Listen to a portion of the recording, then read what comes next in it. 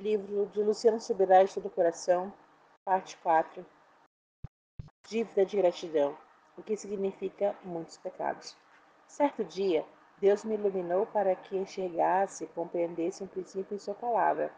Até então, eu entendia que ao reconhecer que aquela mulher havia sido perdoada de seus muitos pecados, Cristo destacava o fato de que ela era mais pecadora do que Simão. Jesus falou sobre dois devedores com dívidas diferentes, e o que sempre me pareceu um incentivo à comparação.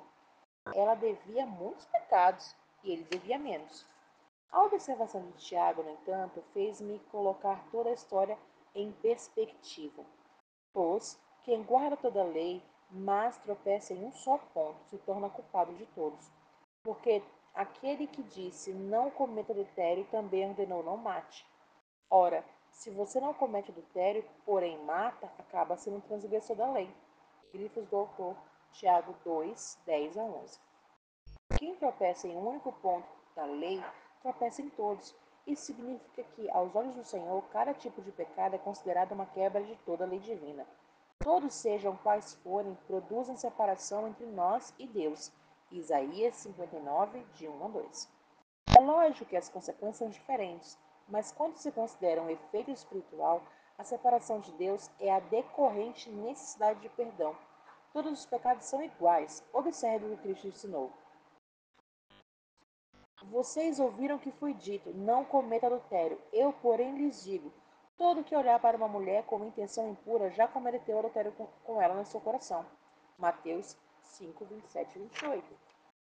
O Senhor Jesus afirma que cobiça dos olhos nos faz tão imorais quanto o adultério físico. Se não deve supor, contudo, não se deve supor, contudo, que não seja necessário interromper o processo iniciado dos olhos, antes que se evolua ao envolvimento físico.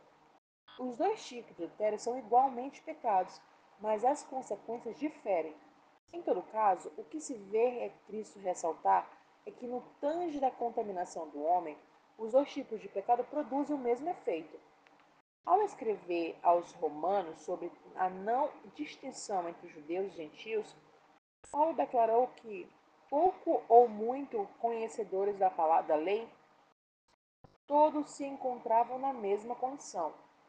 Que se concluiu: temos nós alguma vantagem? Não de forma nenhuma, pois já temos demonstrado que todos, tanto judeus como os gregos, estão debaixo do pecado.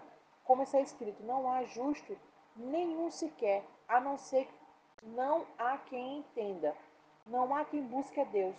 Todos se desviaram e justamente se tornaram inúteis, e não há quem faça o bem.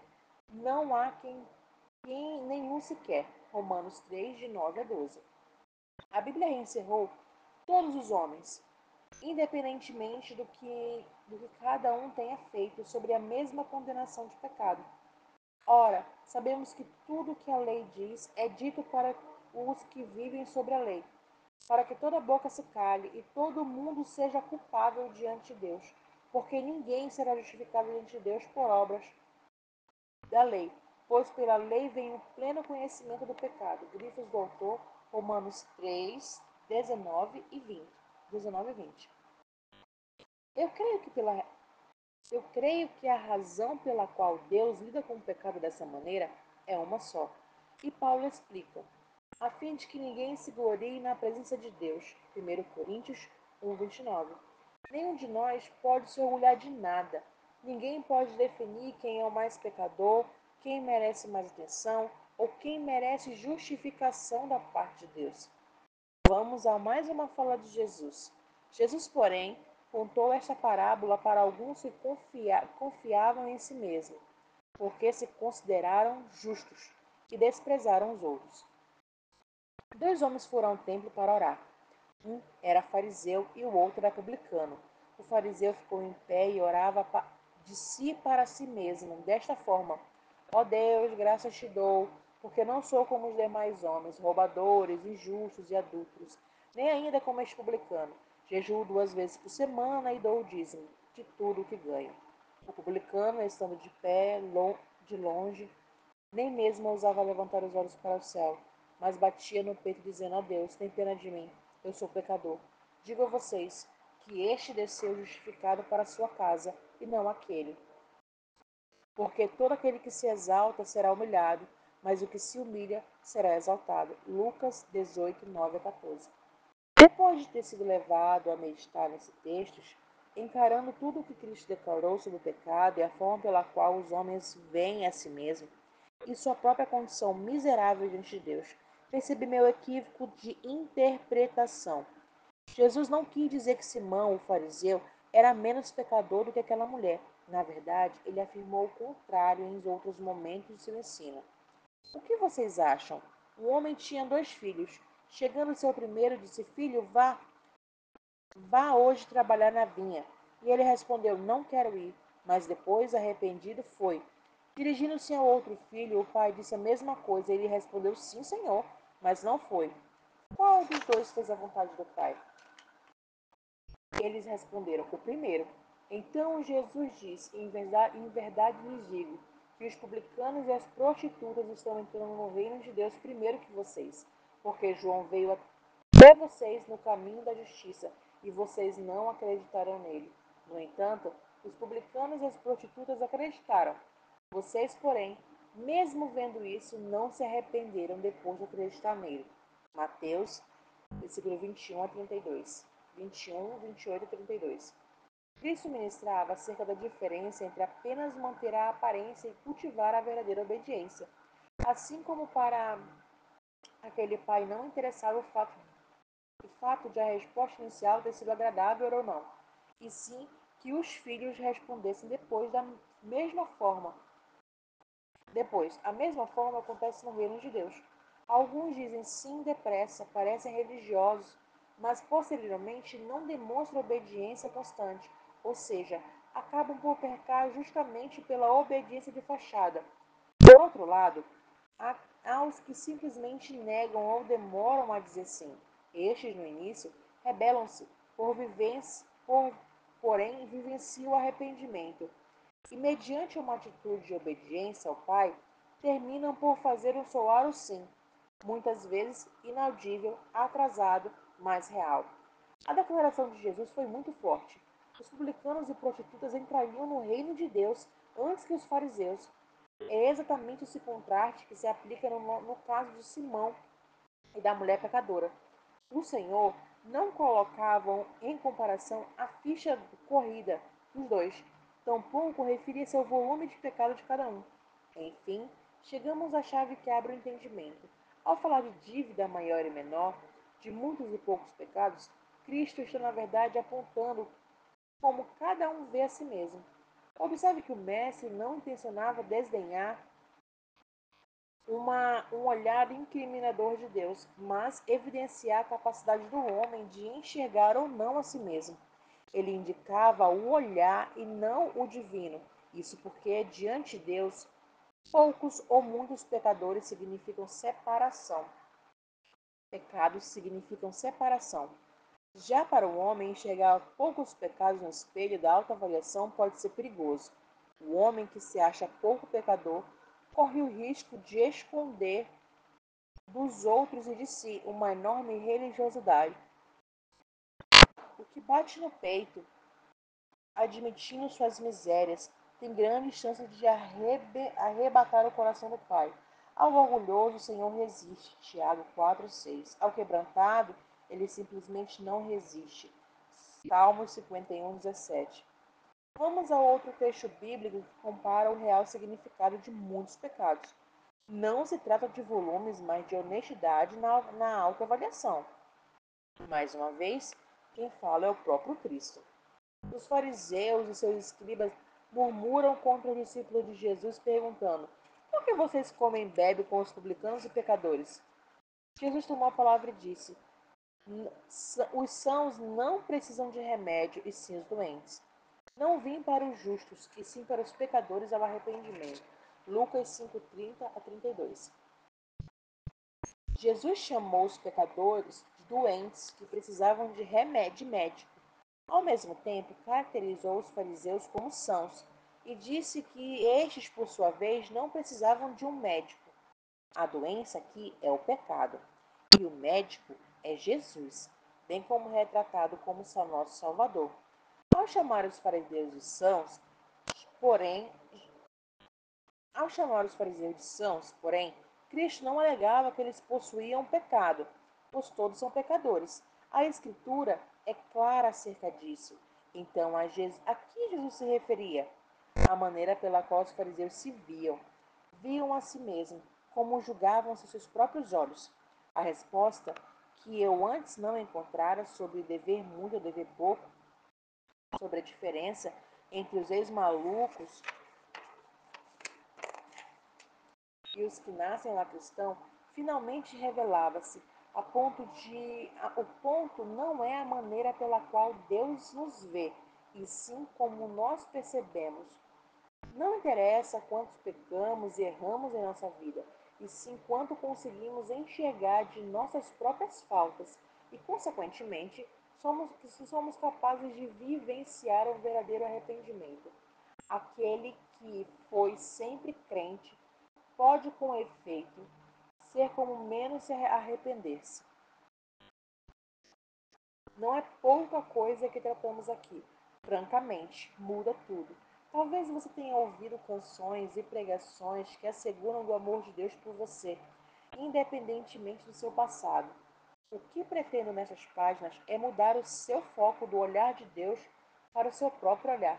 Olhe para dentro de si e responda com sinceridade: você se enxerga como Simão ou como uma mulher pecadora? O Senhor ama os dois, é claro. Para ele, o pecado de um e de outro, ou melhor, a quantidade de pecados de um ou de outro, não muda sua eterna oferta de perdão, de compaixão e de amor. Contudo, a capacidade de enxergar-se pecador, mais que isso, admitir ser extremamente pecador e necessitado, é que torna o perdão divino um agente de transformação. Faz o perdão verdadeiramente tocar o pecador. Aí sim, Deus vê a diferença, não na lista de pecados, mas no coração que os admite. Não há como negar que tal postura está diretamente relacionada ao amor. É possível ao neófito ou ao cristão de longa data enxergar que o efeito de seus pecados não é o mesmo. E do missionário ao assassino, a gravidade está em ficar separado de Deus, que não no título do erro. Quando há um genuíno reconhecimento de quem somos e de que nada somos distantes do Pai, fica difícil amar pouco aquele que nos aproximou de volta, cancelando o efeito da separação resultante do pecado. A gratidão é intimamente conectada ao amor. Tomo a liberdade para parafrasear a Bíblia. Por isso afirmo a vocês que ela admitiu seus muitos pecados, ela enxergou o doente e carente do médico Jesus. Por isso, muito amou o seu Salvador, mas naquele pouco se admite como pecador, como pouco ama ou reconhece aquele que lhe oferece perdão. Lucas 7,47. Versão ousadamente adaptada por Luciano Subirá. Simplesmente assim. Se, por outro lado, à semelhança de Simão, não enxergamos nossos pecados, acreditando que pouco fizemos contra Deus, nos sentenciamos à incapacidade de expressar a gratidão e, consequentemente, impossibilidade de crescer em amor por nosso Redentor. Um olhar sobre a vida de Paulo. Uma prova de tudo isso pode ser vista na vida de Paulo. Ele também foi alguém que cresceu certinho, entre aspas, sem cometer grandes ofensas contra Deus. É verdade que eu também poderia confiar na carne. Se alguém pensa que pode confiar na carne, eu ainda mais. Fui circuncidado no 8º dia, sou da linhagem de Israel, da tribo de Benjamim, hebreu de hebreus. Quanto à lei, eu era fariseu. Quanto ao zelo, perseguidor da igreja. Quanto à justiça que há na lei, irrepreensível.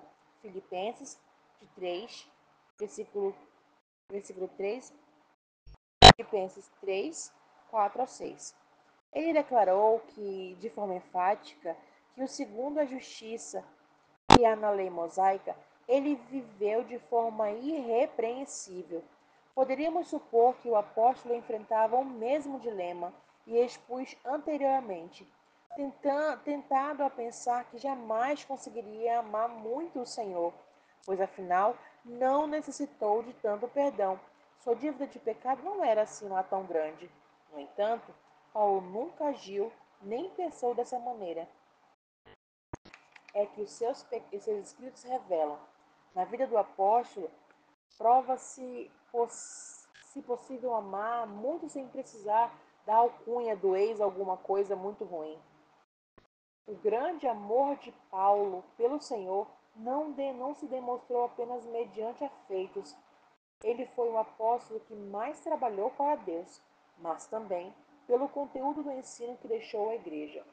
Pois o amor de Cristo nos constrange, porque julgamos assim: um morreu por todos, portanto todos morreram. Ele morreu por todos, para que os vivam não vivam mais para si, mas para aquele que por eles morreu e foi ressuscitado. Segundo Coríntios 5, 14 e 15. O apóstolo nos revela que o entendimento de amor de Cristo produz um efeito constrange. O que significa ser constrangido por esse amor? É, é mais do que ficar envergonhado pelo que não merecíamos. Fala de sermos empurrados a uma resposta. A palavra grega que consta nos originais foi traduzida por constrange, de suneixo. De acordo com Strong, dá a ideia de manter todo para que não caia em pedaços, ou que algo se dissolva, ou manter com constrangimento. Também era usada com o significado de comprimir, prensar com a mão, pressionar de todos os lados. Em sentido figurado, referia-se a uma cidade sitiada, um estreito, que força um navio a navegar através de um canal com um reduzido espaço, de um curralejo para o gado, que pressiona de todos os lados, forçando o animal para o gado. O animal a uma posição onde ele não pode se mover, de tal forma que o fazendeiro pode administrar a medicação. O sentido metafórico ainda engloba a ideia de ser mantido por estritamente ocupado por algum negócio. Paulo seguramente falava da pressão gerada pelo entendimento do imensurável amor divino, que compele, aperta, comprime a uma reação. Isso é a dívida de gratidão. Com base na afirmação de Jesus que abordamos desde o início deste estudo, de que é muito perdoado também muito ama, eu faço a seguinte pergunta: será que Paulo poderia ser demonstrado amor tão grande sem a consciência de ter sido perdoado de uma dívida igualmente grande? Não. Na realidade, ele mantinha tal consciência. Ele não se via só pecador, mas o pior de todos os pecadores. Esta palavra é fiel e digna de toda aceitação. Que Cristo Jesus veio ao mundo para salvar os pecadores, do quais eu sou o principal.